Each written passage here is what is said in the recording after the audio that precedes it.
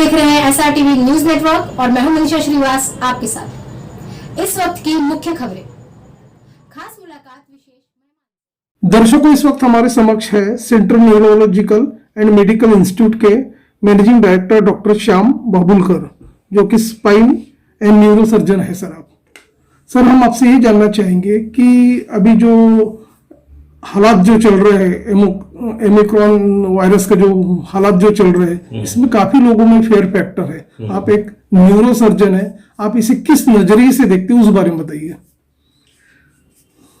नमस्कार। कोरोना से अभी सभी लोगों को जानकारी इतनी हो गई है कि सादी सर्दी खांसी को भी अभी कोरोना समझ रहे हैं, मगर मुझे लगता है कि अगर हर एक इंसान ने अपनी हिफाजत खुद और आजू बाजू वाले लोगों की हिफाजत की और जो प्रिकॉशनरी मेजर्स है वो बराबर फॉलो किए, तो इससे डरने की बात नहीं है। ओमिक्रॉन वायरस बहुत रैपिडली बढ़ रहा है और उसकी इन्फेक्टिविटी रेट ज़्यादा है, नो डाउट, मगर उसमें डेथ रेट कम है। एक प्लस पॉइंट है अपने लिए। इसलिए मुझे लगता है कि मैं खुद इस बीमारी से सेकेंड वेव में अफेक्ट हो गया था और इसका ज़्यादा स्ट्रेस लेना या अपने रूटीन वर्क अफेक्ट करना ये बराबर नहीं है। मुझे लगता है कि कोरोना का जो स्प्रेड हो रहा है या उसको रोकने के लिए जो हिफाजतें कर लिए है, उसको अपने को सपोर्ट करना है, गवर्नमेंट प्रणाली को प्लस अपने इंडिविजुअल पर्सन्स को भी, कि डिस्टेंसिंग रखना, ज़्यादा क्राउड जहाँ रहे या हर इंसान में कम से कम 6 फुट डिस्टेंस रखना, मास्क पहनना, अननेसेसरी घूमना नहीं, मॉल में जाना है तो ज़रूरी चीज़ें होगी तो ही लेना है, ये सब फॉलो किया तो मुझे लगता है कि कोरोना का डर नहीं रहना चाहिए। और वॉशिंग ऑफ द हैंड, मुंह को हाथ लगाना, नाक को लगाना, ये अगर आदत से निकाल दिया, और सबने वैक्सीन लेना ही चाहिए, पहला दूसरा प्लस अभी बूस्टर डोज जो उपलब्धि है वो उसका पूरे तरह से इस्तेमाल करके अपनी सेफ्टी बढ़ाना है। सर, ऐसे पेशेंट जिनको अनकंट्रोल डायबिटीज है, जिनको हाई बीपी है, ऐसे लोगों को जो मल्टी सिस्टम ऑर्गन फेलियर जो होता है, उसमें देखा गया कि ब्रेन पे भी इफेक्ट आता है। सेकंड थिंग, फाइब्रोसिस की वजह से जाम हो जाता है, क्लॉटिंग निर्माण हो जाती है, तो उसका ब्रेन पे और स्पाइन पे किस तरह का इफेक्ट होता है, उस बारे में बताइए। पहले 2 वेव में ये बहुत देखा गया है कि वास्कुलर इंसल्ट यानी हर एक ब्लड वेसल्स में क्लॉट होके स्ट्रोक का इंसिडेंस बढ़ गया था।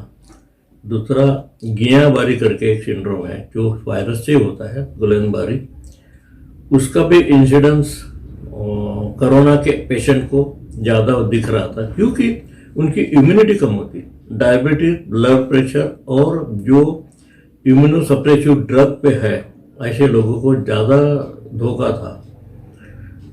इसलिए ये लोगों ने एक्स्ट्रा प्रिकॉशन लेना चाहिए जिनको डायबिटीज है, मेनली डायबिटीज, ब्लड प्रेशर और इम्यूनोसप्रेशन ड्रग जिसको चालू है, जैसे कुछ बीमारियों में देना पड़ता है, कैंसर है या मायस्थीनिया ग्रेविस है या कुछ ऑटो इम्यून डिसीजेस है, ऐसे लोगों को बहुत ज़्यादा प्रिकॉशन लेना पड़ता है। ऐसे पेशेंट जिन्होंने स्टेरॉइड लिया था, इनटेक किया था सेकंड लॉट में, तो ऐसे पेशेंट को इस तरह का क्लॉटिंग का कितना खतरा होता है और या उसका पोस्ट ऑपरेटिव मैनेजमेंट क्या हो सकता है आपकी नज़र से? नॉर्मल पेशेंट से इस पेशेंट को तो डेफिनेटली डबल धोखा है। यानी उनकी जो इंसिडेंस जो रहता है कोरोना होने का, वो इनसे दुगुना रहता है। और कॉम्प्लिकेशंस यानी अगर सेकेंड वेव में देखा गया कि म्यूकोरमाइकोसिस, वाइट, ब्लैक और बाद में येलो, ये जो फंगस आए थे, इसमें फिर ENT प्लस न्यूरो सर्जन्स का रोल रहता है। बाकी सर्जरी का काम प्लेन जो सीधा साधा कोरोना 19 है, कोविड-19 या ओमिक्रॉन में सर्जरी का रोल कम रहेगा। ऐसे व्यक्ति जो देखा गया है कि काफी जो स्ट्रेस लेते हैं, या अभी जैसा भी जो कोल्ड का जो सीजन चल रहा है, ऐसे जो जेनेटिक पेशेंट है, कोमोर्बिडिटी पेशेंट है, इनको सडनली ठंड लगने की वजह से एक अटैक आ जाता ब्रेन पे, जिसे पैरालिसिस कहते हैं, स्ट्रोक कहते हैं। तो ये किस तरह से होता है और उसका क्या लक्षण है और क्या डायग्नोसिस है? पहले से विंटर में स्ट्रोक का प्रमाण ये देखा गया है कि ज़्यादा रहता, अबाउट 10 to 12% केसेस ये विंटर में ज़्यादा दिखने को मिलते हैं precipitate. Most probably cold wave में ब्लड वेसल्स श्रिंक होते हैं, छोटे होते हैं, तो जिनका ब्लड सप्लाई ब्रेन को ऑलरेडी कुछ बॉर्डर लाइन पे है, ऑन द वर्ज ऑफ क्या बोलते हैं उसको कि दे आर परसेप्टेबल, ज़्यादा कोल्ड से ये कोआगुलेशन फैक्टर या ब्लॉक होना ये बढ़ जाता है और स्ट्रोक का इंसिडेंस ज़्यादा देखा गया है। ऐसे व्यक्ति जिनको फर्स्ट लाइट स्ट्रोक आ जाता है, उसके बाद में थोड़ा बहुत ट्रीटमेंट के बाद वो नॉर्मल लाइफ लीव करते हैं, तो ऐसे व्यक्ति को आगे किस तरह का प्रिकॉशंस रखना चाहिए, उस बारे में बताइए। कॉज क्या है, कौन से कारण से उसको स्ट्रोक हुआ था? उसको डायबिटीज है, ब्लड प्रेशर है, तो उसकी प्रिकॉशन लेना है, या उसका होमोसिस्टिन लेवल बढ़ता है, या उसकी फैमिली हिस्ट्री बहुत स्ट्रांग है, या वो हेवी स्मोकर या टोबैको च्यूअर है, या अल्कोहलिक है। ये जो फैक्टर है स्ट्रोक होने के, वो सब अवॉइड करना चाहिए। ओनली सिर्फ दवा से काम नहीं चलेगा, regular exercise, proper medication, family history में extra precautions, no tobacco at all, no alcohol, या डॉक्टर को पूछ के मेडिसिनली, ये सब प्रिकॉशन अगर ली तो स्ट्रोक से बच सकते हैं। विदर्भ और इंटरस्टेट के दर्शक आपको लाइव देख रहे हैं, हमारे दर्शकों को आप ये भी बताइए कि अभी जो एटमॉस्फेयर चल रहा है, जो लोगों में एक ओमिक्रॉन के प्रति जो कोरोना का नया वेरिएंट है, एक तरह से दहशत है।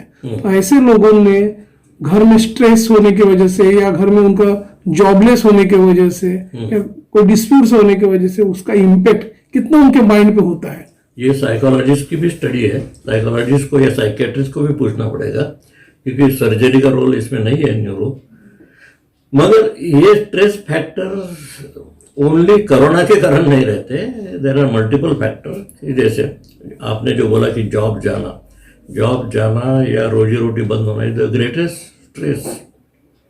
मगर घर का कोई बीमार हुआ और स्ट्रेस के कारण दूसरे को हुआ, ऐसा नहीं होता है। सबसे पहले तुम वो देखो कि जो पेशेंट अफेक्ट हुआ है फैमिली में या एडजेसेंट एरिया में, उसकी प्रॉपर केयर हो रही कि नहीं, ट्रीटमेंट हो रही कि नहीं, कि घर में बैठा है in spite of severe symptoms नहीं है तो घर में रेस्ट ले सकता है, उसको आइसोलेट हो सकता है। सर, ये central neurological and medical institute जो आपका है, एक मल्टी स्पेशलिटी हॉस्पिटल है आपका, ये काफी सालों से चर्चा में भी है, अच्छा डायग्नोसिस भी हो जाता है। 40 साल हो गए। 40 साल हो गए आपको। तो किस तरह का भी नया एडवांसमेंट आया हुआ है, किस तरह के आप लोगों की state of the art technology आप इधर एडॉप्ट करते हो, उस बारे में बताइए। हाँ, जो नई टेक्नोलॉजी आती है उससे एक रूप होना, उसको एडॉप्ट करना, ये तो हमारा कार्य रहते, इसलिए कॉन्फ्रेंस अटेंड करना।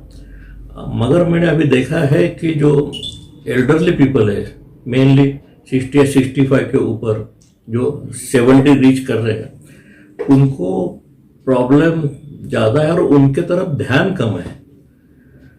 तो हमने अभी with the help of rotary, Nagpur rotary metro के सहयोग से हर बुधवार को 3 से 6 में free consultation for all senior citizens, जो और मल्टीपल सब्जेक्ट्स में अबाउट 9 कंसल्टेंट हमने उसके लिए तैयार किए हैं, कि जैसे वो पेशेंट का, जैसे मेडिसिन है, surgery, orthopaedic, skin, dental, then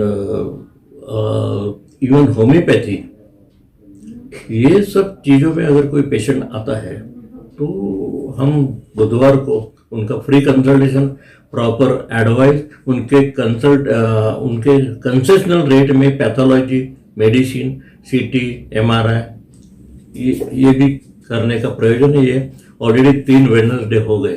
ये फैसिलिटीज कहाँ अवेलेबल है? ये मेरे अस्पताल में यहाँ पे शंकर नगर CNMI। ज्यादा से ज्यादा ज्येष्ठ नागरिकों ने इसका लाभ लेना चाहिए, इसमें हाँ। आपका क्या मैसेज रहेगा? 29 दिसंबर का इसका उद्घाटन हुआ है और उसके बाद ज़्यादा से ज़्यादा ज्येष्ठ नागरिकों ने बुधवार को, एक दिन पहले मंगलवार को हमसे कंसल्ट करके उनके नंबर दिए, पेपर में, मीडिया में भी आया है, उन्होंने लाभ लेना चाहिए। और रोटरी के सहयोग से हम बहुत, तो उनका भी सहयोग बहुत बड़ा है। Thank you.